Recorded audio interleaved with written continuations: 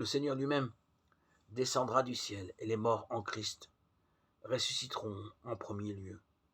Puis nous, les vivants qui restons, nous serons enlevés ensemble avec eux dans les nuées à la rencontre du Seigneur en l'air. Et ainsi, nous serons toujours avec le Seigneur.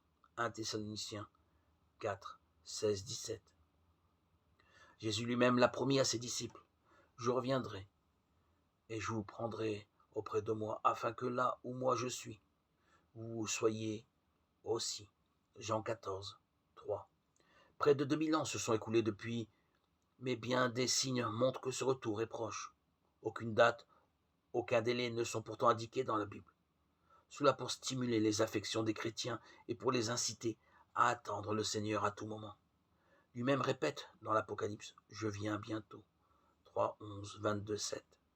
Mais la perspective du prochain retour de Jésus doit avoir aussi des effets concrets dans la vie de ceux qui sont sûrs de s'en aller à sa rencontre. Attendre le Seigneur détache le chrétien du monde et fait de lui un étranger sur la terre. Sa vraie maison est au ciel. Il doit être prêt à la rejoindre. Ce qu'il fait, ce qu'il dit, doit pouvoir être approuvé du Maître quand il viendra. Il va donc s'attacher à avoir une vie sainte. Quiconque a cette espérance en lui se purifie, comme lui est pur. 1 Jean 3, 3. Attendre le Seigneur console le chrétien quand l'un des siens décède pour s'en aller près de Jésus.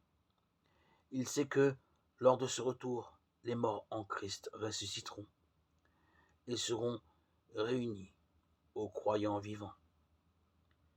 Attendre le Seigneur incite également le croyant à avertir ceux qu'il connaît, afin qu'ils se préparent eux aussi pour son retour. Le Seigneur ne tarde pas en ce qui concerne la promesse, comme certains estiment qu'il y a du retard, mais il est patient envers vous, ne voulant pas qu'aucun périsse. 2 Pierre 3, 9.